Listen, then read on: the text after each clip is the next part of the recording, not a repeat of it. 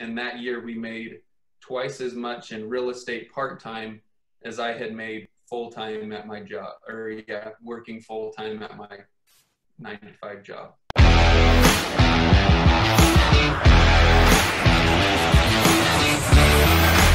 There's a coaching program I subscribe to, and the founder, Dan Sullivan, talks about the 4 C's. And when you talked about your journey getting started into real estate, it reminded me of these 4 C's, which are commitment, courage, capability, and confidence.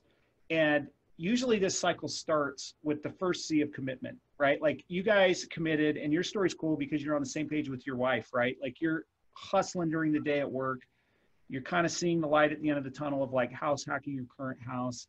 Your wife's on the same page. You guys are learning together. You're burning the midnight oil, like first educating yourself, right? So when you first commit, sometimes you don't have the courage, right? But once you commit, then you develop the courage, right? Like, I'm sure when you put that 0% credit card, you're like, crap, I'm scared to death, right? But then it kind of gives you the courage, and then you get capabilities, which is what you're talking about now, right? You started to learn, and like a sponge, you start learning more about entities, tax strategies, how to buy your first, rental, why maybe that rental doesn't make sense to manage yourself. And then ultimately you develop confidence, right? And so think about this just in life in general, but as you talk about your story, I bet you anything, this cycle is going to keep repeating itself. Commitment, courage, capability, and then confidence. And you get that flywheel going. And then this is going to be cool to see where we end up here in the next 40 minutes, right? Like, because ultimately, I would bet if you could go back in time where you're like, wow, I'm putting together an apartment deal, you never in your life would have thought that in 2013, right? Oh, yeah, no way. So this is awesome. So sorry to cut you off. So your first deal you did was a rental deal, while along the way, you're still just introduced to all of this through Renatus and their coaching, and I know they have weekly meetings and stuff like that, right? So your first deal was so you used your home equity line of credit. Again, another reminder, have good credit, have good resources. If you don't have the money for it, you can tap into your own piggy bank, and I've done that recently through leveraging some of my rentals and stuff like that. So, and Tim Watke talked a lot about that on his call, about how he's always re-leveraging some of his properties to come up with new monies for the next property. So anyway, pick it up from there. I just wanted to add some commentary there to your story. No, you're good. So yeah, our first deal was a rental, and I learned fairly quick that it wasn't super exciting, just that 3 or 350. And I realized too, you get into rentals for the long-term thing, but yeah. I was looking for a way out of my job and a way to free myself from debt and just get into real estate full time, and that $350 a month wasn't really cutting it. And so a short time later, we got into our first flip, and kind of quick story about that. It was a widow that was in our neighborhood who had passed away. And as soon as I found out, I was like, oh, this is probably, a great opportunity to maybe find our first flip deal. And so I literally just wrote a hand letter just saying, sorry for your loss. You're, a good lady. And we got to know her for quite a bit over a few years. And we just said, if you have any interest in selling the property, we would love, we'd love to buy it. And they actually called us. I just literally left it in their mailbox, a handwritten letter. And one of the sons called us that same day, just saying, hey, we're actually looking to sell it. So we found a time to go look at it. They were wanting, and these numbers probably sound crazy now, but it was a single family home, about 1,400 square feet, 3-bed, 1-bath. And they were wanting $125 for it. This was obviously a couple years ago, which you can't find anything for $125. And those numbers didn't work for me at the time. So I just said I'd have to be in that 105 to 110 range to honestly be able to pick it up, and for my partner to be willing to lend on it. And so I just kind of left that offer on the table, and they called me back about 2 weeks later and said, hey, are you still interested? And so anyway, we ended up getting it for 105.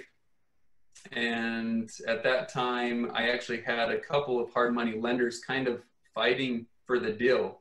And I, having my first deal, I was learning, and I wasn't this experienced guy. So I actually had one hard money lender say, hey, I'll give you $7,000 to basically walk away, just wholesale the deal to him. And he said, but I know you'll make a lot more if you flip it yourself. And so when he told me that, I said, oh, this is a guy that I can trust. If he's willing to tell me that, I'm willing to use him for hard money. And anyway, we ended up putting about 20 into it, and we walked away with about 26 grand net on that one. And that was a game changer, for us with, well, I mean, not getting into details, I would bet that was sniffing pretty close to like what you were used to making in a full year at your prior job, right? I mean, pretty darn, that was probably about 5 months. Yeah, that was probably close. Like at the time, it was probably 5 or 6 months of income. And from the time we bought it till the time we sold it was less than 90 days. That's awesome. So yeah, that was a game changer for us. So again, this is more for me, a learning moment. Leif Lavada, who I had on this call, he kind of kept saying in his call, what's the next right thing you can do, right? And so again, it's also the point of these calls is to find one thing where you can act on and take action and make a difference. And so there's probably something that all of us have thought this last week, like, oh man, if I would have sent this, like, think of the coulda, woulda, shoulda, if you just wouldn't have gotten over whatever self-consciousness or whatever about sending a mailer to that family or dropping that note in the mailbox, right? Like, so again, you took action based off of the stuff that you had learned, and you committed to do that. And then it turned out to be an awesome thing. And it continued to kind of keep that momentum going where you could see, wow, if I can pick up a deal this way and I can put it together and make 26,000, like, oh, there's a light at the end of the tunnel here. Like you just said, right? That was like a big switch that went off about now I can get it. When you started this segment, your mind was looking for a way to get out of your job, right? And I often think that when you set your mind to something, whether you know it or not, you're going to find it, whether that's something good or bad, but you had that in your head, right? So where'd you go from there? I know you said you kind of did a lot of wholesale and flips, for the next few years, but you're also still working at your other job, right?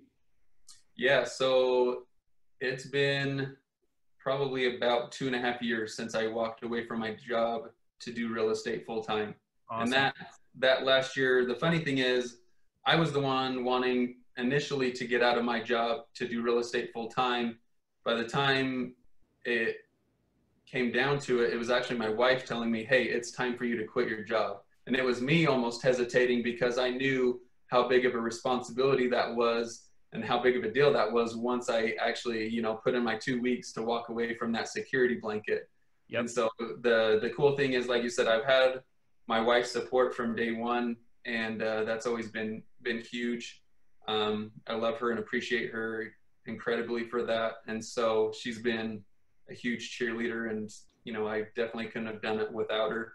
But yeah, it was that last year. It was actually December of 2017, I think, if I remember right, that like December 1st, I think, was when I put in my 2 weeks. And that year we made twice as much in real estate part-time as I had made full-time at my job, working full-time at my 9 to 5 job. That's awesome.